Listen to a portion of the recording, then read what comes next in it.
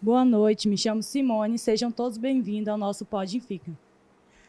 Eu sou o Lucas, eu e a Simone somos estudantes de Direito e hoje aqui nessa noite viemos entrevistar um convidado muito importante, né? O senhor Rafael Campanha, que o seu vasto currículo já fala por si só, né? Ele é formado em Direito e pós-graduado em Direito Público, né? Ex-delegado da Polícia Civil de São Paulo, hoje sendo oficial de Justiça atuante do Tribunal de Justiça de Rondônia. Palestrante nas áreas de segurança pública, privada, pessoal, criminalística, gerenciamento de crises, uso progressivo da força e crime organizado. Professor também de Direito Penal, processo penal e Direito Administrativo. Instrutor do curso de formação de oficiais de justiça, instrutor de armamento e tiro formado no Centro de Treinamento Tático da CBC e credenciado pela Polícia Federal.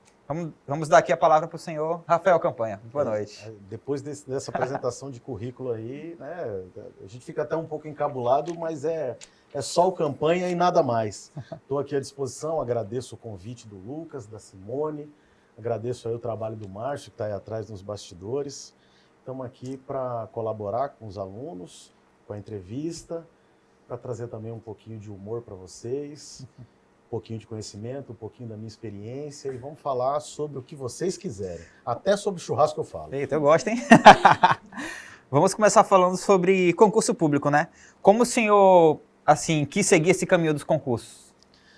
Quando eu entrei na faculdade, na faculdade de Direito, né, eu já, ao mesmo tempo, eu passei no meu primeiro concurso. Então, eu entrei na faculdade e passei no meu primeiro concurso, que foi o da Polícia Militar do Estado de Rondônia, o ano de 2002. Que massa. E aí, logo na sequência, eu passei em outros 2 concursos também, na Polícia Civil e no Tribunal de Justiça para nível médio, né? Até porque eu era nível médio, estava fazendo a faculdade.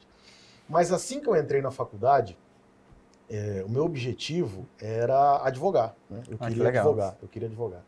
E aí fui fazendo a faculdade, e aí eu fui percebendo que eu queria, assim que saísse da faculdade, advogar, mas eu tinha 3 concursos-alvo, que era delegado de polícia, oficial de justiça e auditor fiscal, né? Eu tive a grata satisfação de passar para delegado de polícia, oficial de justiça e auditor fiscal, tomei a maior bomba da minha vida, né?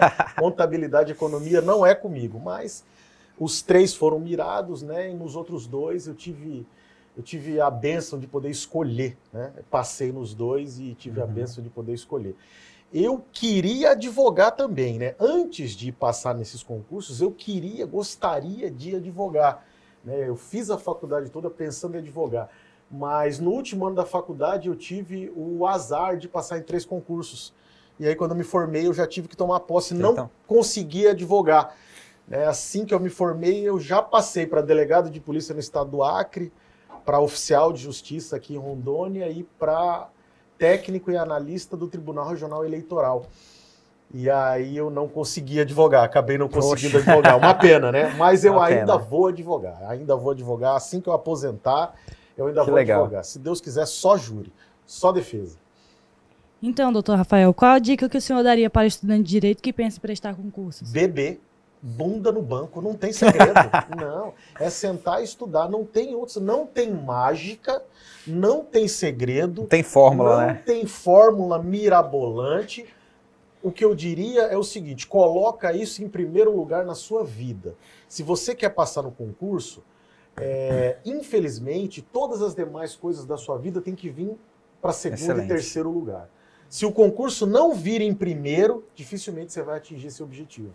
É muito difícil a vida de concurseiro, é muito difícil a vida de estudante de concurso. Porque ele abdica de várias coisas, né? Para poder ter o seu plano de estudo e seguir a sua rotina de estudos, né? E tem que ficar na cabeça aquilo 24 horas por dia. Eu estudei por 13 anos, passei no que eu queria, mas reprovei muito mais do que passei. A gente toma muita bomba, né? Isso não significa que eu vim melhor para esse mundo do que os outros e por isso eu passei. Não, reprovei mais do que eu passei. Mas o objetivo, o que eu diria é colocar o concurso público em primeiro lugar. Ele tem que estar vindo antes de tudo. Se você acordar de manhã pensando nele, dormir à noite pensando nele, óbvio, né? Em primeiro lugar, para quem é religioso, depois de Deus e da família, concurso público, e aí vai dar certo. Vai dar certo, sim. Agora, uma coisa boa também é perguntar para quem passou, ele acabou de passar, e você pergunta. Dificilmente a pessoa vai dizer, foi fácil, foi tranquilo. Ela vai dizer, não, eu abdiquei, eu sofri para passar. E na sua opinião, assim, os concursos públicos hoje em dia estão valendo a pena? E quais são os que estão mais em evidência, assim? Que o senhor acha que vale a pena o estudante de direito formou, já focar? Existem vários tipos, várias modalidades. Alguns concursos são trabalho, outros são vocação. Então, assim, a questão do vale a pena é muito complicada, né?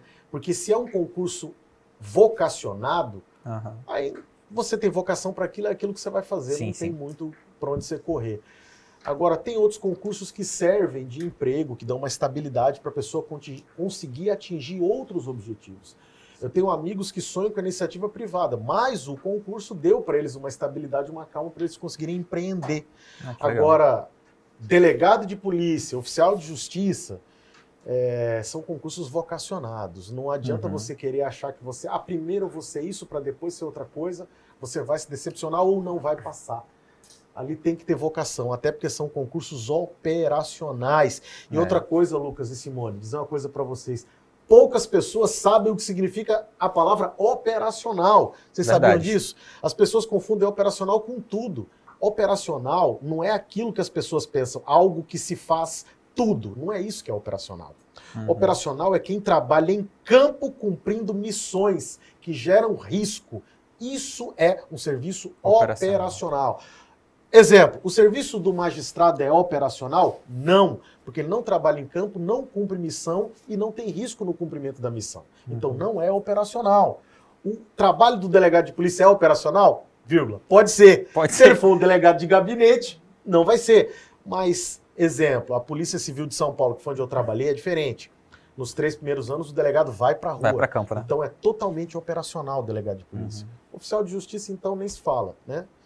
Por aí. E tem alguns que continuam ainda, mesmo depois desses 3 anos, gostam, né? E continuam, né? Lá em São Paulo tem muito campo para isso. A Polícia de Rondônia eu não sei bem como é que é, mas lá em São Paulo você pode ser operacional do primeiro dia de trabalho ao último dia de trabalho, né? Então, e para quem gosta, né? E eu gosto, enfim, né? Até a minha mulher falou assim, e aí, amor, como é que você vai vestido hoje lá para entrevista, né? Você vai de terno ou você vai operacional? Operacional. Eu falei, eu vou operacional. não vou tirar o uniforme, vou ser operacional. Excelente. Inclusive, eu me lembrei agora, vocês falaram de concurso, mas quando eu tinha 16 anos, eu passei num concurso da Força Aérea, né? E aí eu falei no almoço lá em casa, minha mãe, meu pai, minha irmã, nessa época a gente almoçava junto, né? Eu falei, passei no concurso para ser militar. O pessoal ficou tão triste assim, sabe? Meu pai queria que eu fosse agrônomo, minha mãe queria que eu fosse médico. Olharam assim, foi. Tá. Que legal. Que legal. Naquela época, então, eu era muito orientado por pai e mãe, nem prossegui e tal no concurso. Mas aí depois, mais pra frente, minha mãe, meu filho, eu quero que você seja médico. Meu pai, meu filho, eu quero que você seja agrônomo. Eu falei, eu quero usar uniforme, pular muro, correr. Não quero esse tipo de negócio pra mim. E, graças a Deus eu consegui atingir esse objetivo. Graças a Deus. Mas fora tudo isso, eu também amo dar aula. Eu sou professor há 15 anos já. Amo dar aula, né? Já foi falado aí nesse currículo, né? Pequeno. Eu amo dar aula também, passar um pouco do que eu passei para os alunos, é gostoso demais, pessoal. É muito bom, né? Agora a gente vai falar sobre a atuação do convidado na Polícia Civil. Como foi o início dos trabalhos na Polícia Civil? A Polícia Civil lá de São Paulo, né, é uma instituição que tem mais de 200 anos. É totalmente tradicional, uma polícia hierarquizada, tradicional, muito diferente. A gente que tem o parâmetro Polícia Civil de Rondônia, ela é bem diferente, né? Ela é uma polícia bem diferente, mas a história de início assim é história engraçada, né? A gente chega na academia para se apresentar de terno e gravata lá em São Paulo, tem que ser de terno e gravata, né? Primeiro dia na academia a gente se apresentou, colocaram a gente em forma no sol, no pátio da academia, a gente ficou 2 horas em pé aguardando, né?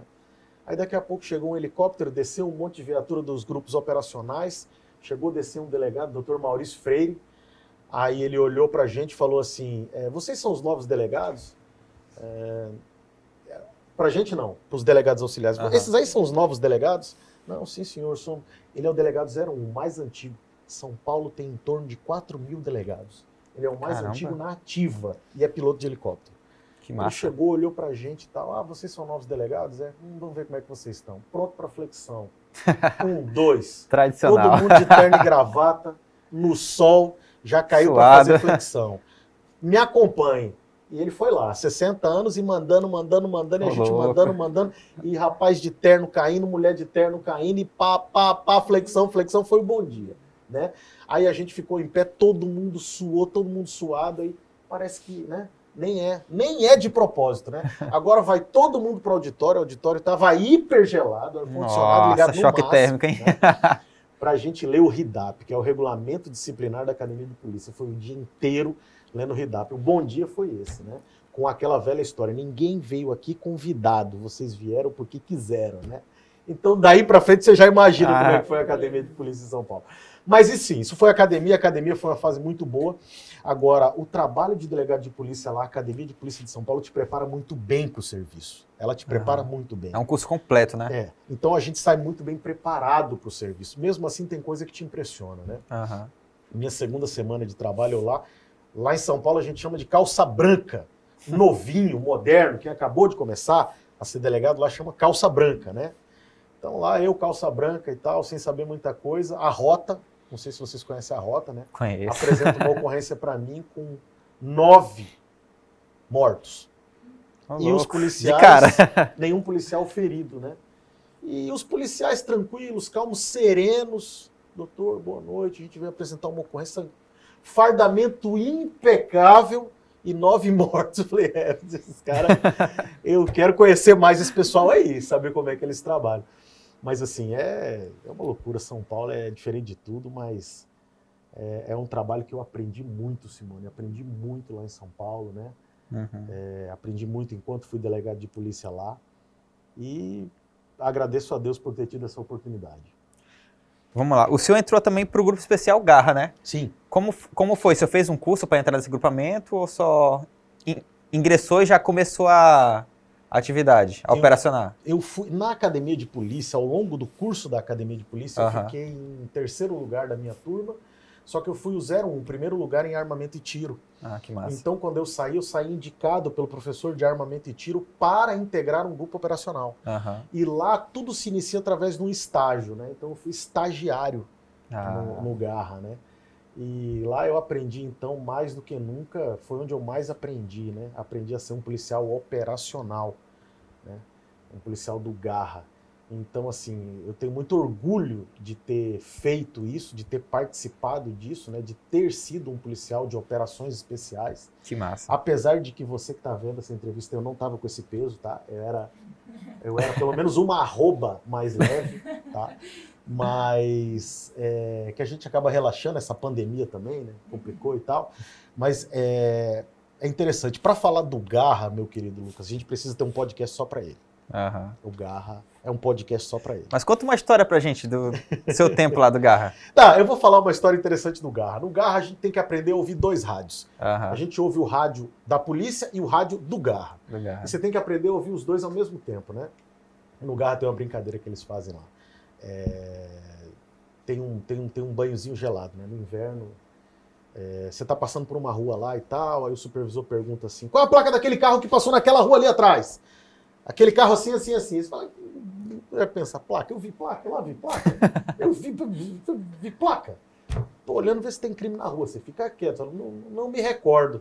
Não se recorda? Beleza, para a viatura, volta pro QG, né? Volta para a base do Garra. E se tiver inverno ali, 4, 3, 2 graus, banhozinho gelado no uniforme, que é para aprender, entendeu? Aprender banhozinho gelado. Para acordar. Passa um fiozinho e tal. Mas tem bastante história legal no Garra, né? Bastante história legal. É o que eu digo, para falar do Garra é um podcast inteiro. Aham. E quanto tempo o senhor passou na Polícia Civil, no geral, antes da gente passar para a próxima pauta?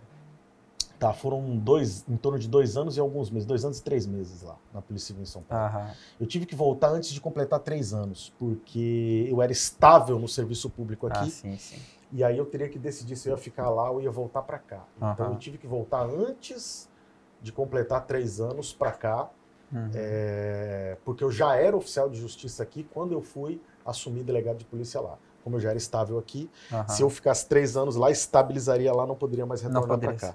Sim, sim. Mas assim, vividos como se fossem quase 10 anos, porque eu dormia 4 horas por dia. Viveu Quando eu tava intensamente, na né? polícia lá, eu dormia dentro do carro. Não dava para deslocar. Eu cumpria o meu plantão, cumpria as operações de São Bernardo do Campo. Eu trabalhava em Itacoaxetuba, cumpria as operações de São Bernardo do Campo e cumpria também, depois que eu já estava no Garra, cumpria também o estágio no Garra. Então, dava tempo para dormir dentro do carro.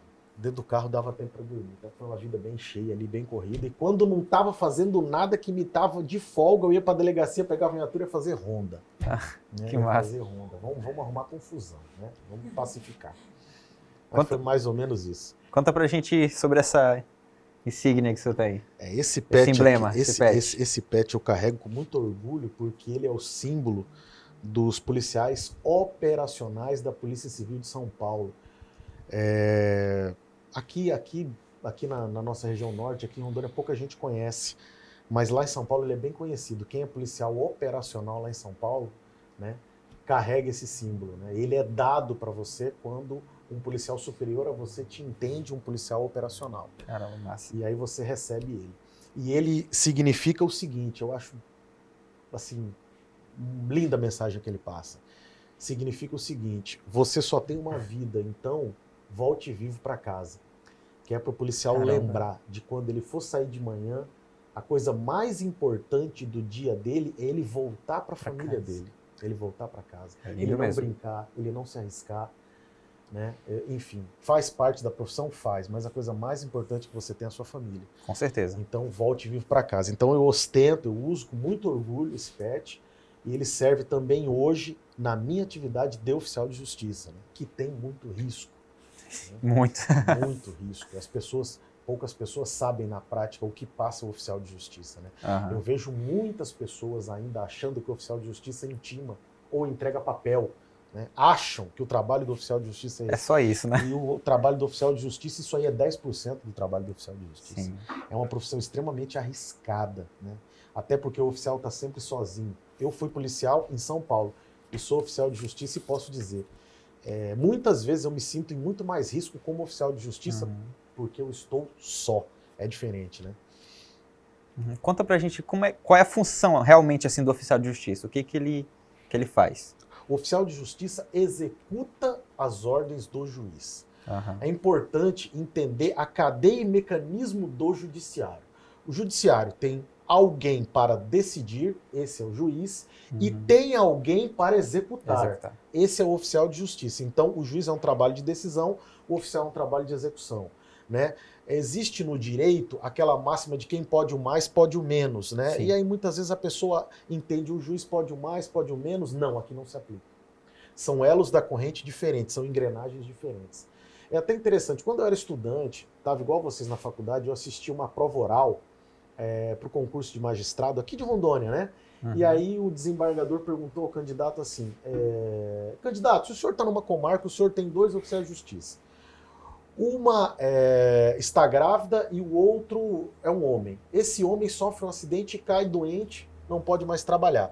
Essa oficial que lhe sobrou entra em trabalho de parto. O senhor não tem nenhum oficial de justiça e precisa cumprir um mandado urgente que não tem para onde correr. O que o senhor faz? O candidato, né, lá na prova oral, extremamente animado, né, feliz da vida e tal, foi lá. Agora eu vou dar aquela resposta que o desembargador queria. Encheu o peito e falou, eu mesmo vou e cumpro, excelência. O desembargador olhou para ele e falou assim, ó, nunca faça isso. Ele deu uma murchada. Ele deu uma murchada, assim. O candidato foi murchando. O senhor não pode. O desembargador falou, o senhor não pode cumprir. A resposta que o desembargador queria era o que já está no Código de Processo Civil, né? O juiz tem que nomear alguém, oficial de justiça ad hoc, né? Ad hoc para o ato, né? Então ele tem que nomear o oficial. Ele não pode cumprir. Então aqui não se aplica a história do pode o mais, pode o menos. São trabalhos diferentes. Aquilo que o juiz decide, o oficial executa. Então, o trabalho de execução do oficial, o trabalho de decisão do juiz. Apesar de que dentro do trabalho de execução do oficial, tem um cunho de decisão também. O senhor também é instrutor do curso de formações de oficiais de justiça. Nos conte como é a formação dos senhores. Os oficiais de justiça passam por uma semana de formação, né? É bem legal. Eles pegam a parte geral com o pessoal do TJ e aí no fim da semana eles pegam a parte operacional do oficial de justiça, né? A gente passa com eles dando todo o trabalho de oficial de justiça, a questão da abordagem. Ele trabalha muito com a abordagem, como é que aborda alguém, postura. O oficial de justiça também é um avaliador, ele aprende a avaliar, né? Ele aprende toda a questão do risco, do perigo, a comunicação com os demais servidores de outras áreas, porque o oficial muitas vezes vai cumprir a operação com SEDAM, Receita Federal, Polícia Militar, Exército, Força Nacional, tem que saber se integrar, tem que saber se proteger, vai fazer uma prisão civil, né? Na verdade, a pessoa chega lá, o candidato chega, toma posse pro oficial, já cai o mandado. Prisão civil, vai prender. Como é que prende? Né? Então a gente vai ensina também tudo isso e tal. E apesar, mesmo com isso, mesmo com o curso de formação, o oficial ainda passa, ele ganha um padrinho, um supervisor, que passa com ele alguns meses, trabalhando junto com Uma ele. mentoria. Uma mentoria. Sim, para depois ele sentir confiança, para ele conseguir cumprir, executar, né, os mandados. Até porque, assim, se você cair com mandado de citação é tranquilo, mas cai uma prisão e aí, como é que faz? Né? Vamos supor aqui que o Márcio aqui, ó, o Márcio que está aqui com a gente aqui, imagina, paga pensão, vamos supor que o Márcio tem 8 filhos, está cuidando de 7, né? Tá cuidando de 7, tá cuidando de 7, mas tem um com a mãe. Esse um ele não pagou pensão, aí o Márcio vai preso, né? O oficial que vai vir aqui prender o Márcio. Como é que faz? Como é que faz essa prisão, né? Então, isso aí a gente acaba tendo que ensinar. Até porque prisão civil, ela é típica do oficial de justiça, né? Outros profissionais não cumprem, é o oficial de justiça que cumpre. Até porque não é uma prisão criminal. Você não está prendendo alguém que é criminoso. É apenas um pai que deve. Né? Excelente. Doutor, o senhor também é instrutor de armamento e tiro. Como entrou nessa área? Quando eu era delegado de polícia lá em São Paulo, né, eu já me interessei muito pela parte do tiro, já tinha interesse antes. Eu já passei no concurso da Polícia Militar para soldado, da Polícia Civil para agente de polícia, para delegado no Acre, no Ceará e depois em São Paulo. Então eu já tinha um interesse por armamento, gostava bastante, e aí eu resolvi fazendo vários cursos que me habilitassem a fazer o curso de instrutor. Fiz o curso de instrutor dentro da CBC lá em São Paulo, aprendi bastante, é um curso sugado, são 11 dias. E hoje eu sou instrutor de armamento e tiro também, né? Então estou aí ministrando aula, fazendo exames, né? E credenciado pela Federal ainda, né? É importante. A Polícia Federal abriu um edital de credenciamento, tive a grata... Voltei a estudar, né? Porque, enfim, né? Voltei a ser estudante, porque eles abrem um edital de credenciamento, são 3 dias de prova. Voltei a estudar, estudei bastante, consegui obter êxito no exame e sou credenciado pela Polícia Federal também para aplicar os exames, né? Nas pessoas que querem adquirir arma e portar arma. Elas precisam fazer um exame de capacidade técnica, eu aplico também, né? Mas é algo que eu gosto demais da parte do tiro, né? E é uma muito bom. segunda, terceira profissão que eu tenho, né?